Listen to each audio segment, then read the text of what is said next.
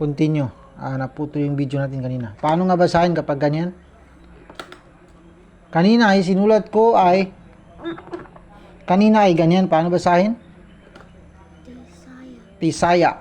Kapag ganyan, paano basahin? Tisa.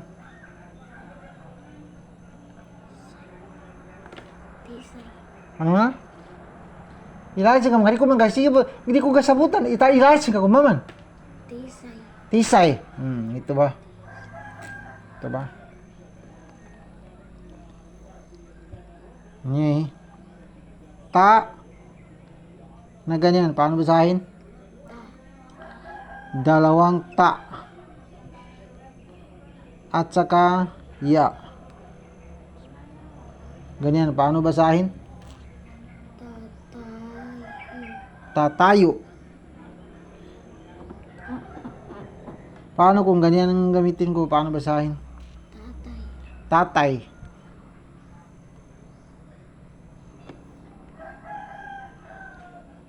Ta na ganyan. Ra. Ya. Ta na ganyan. Ra na ganyan. Saka ganyan. Paano basahin? Taraya. Taraya. Paano kapag ganyan? Taray. Paano kapag ganyan? Tarayo. Tandaan mo yan ha. Next. Dito naman tayo sa yung mga double na bawin ha. Ang pangalan niya at tanwin. Ulitin ko ha. Ang mga bawin na ganyan ay tsaka mandulikiri ka. Mandulikiri na. Tumari ka makatunin. Ganun ka mandulik sa bala. Ulitin ko ha. Ang mga bawin na tanwin ay magtatapos sa letrang nun. Kung basahin ha. Kapag sa baba o sa taas man yan, magtatapos sa letrang nun. Ganun din yung mga papunta sa letra una, ganyan. Minsan yung ganyan, minsan ganyan ang makita mo, pareho lang, o di kaya ay ganyan. Kahit saan dito sa tatlo ay pareho lang. Halimbawa, itong alif na yan, kapag ganyan ay a, kapag double, sabi mo na an.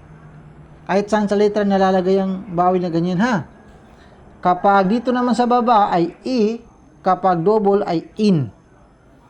Yung ganyan naman ay o, kapag ganyan ay un. Tandaan mo ha. Kalimutan ko yung kopi ko natin. Kopi ko. Ito ay ta, nun. Ta, nun, sin, at saka nun. Paano basahin kapag ganyan? Tansin. Tansin. Paano kung ilipat ko yung bawil dito? Paano kung yung bawil ilipat ko dito? Paano basahin? Tansin. Bakit pareho lang tansin? Kanina tansin din. Ulitin ko ha.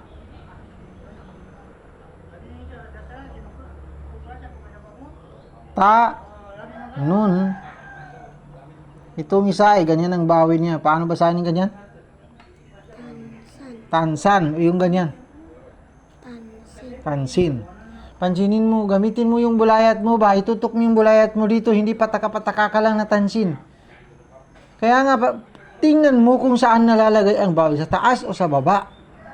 Pataka ka lang na tansin. Ito, ta, nun. Ganyan. Paano basahin?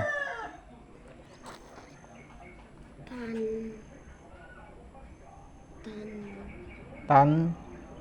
Itong sin, dalawa ang bawil niya. Ano na? Tansan. Ulitin ko. Dito correct yan. Tansan. Basahin. Tansan. Kapag ganyan. Kapag dito sa baba, paano basahin? Tansin. Dito pa.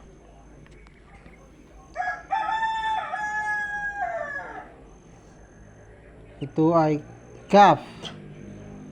Saka ta. Itong kaf, ganyan. Itong ta, ganyan. Paano basahin?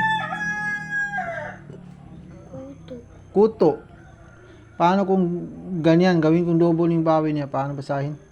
Kuton. Kuton. Kuton. Ito pa.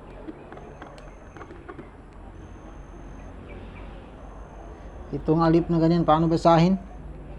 U. Mim, nun. Paano basahin sila? Umun. Lam at saka dal.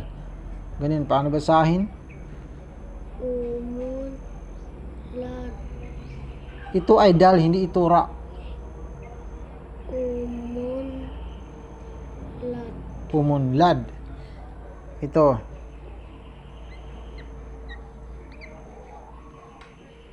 Itong mim, gawin kong double yung bawi. Itong lam, ganyan. Paano basahin ito?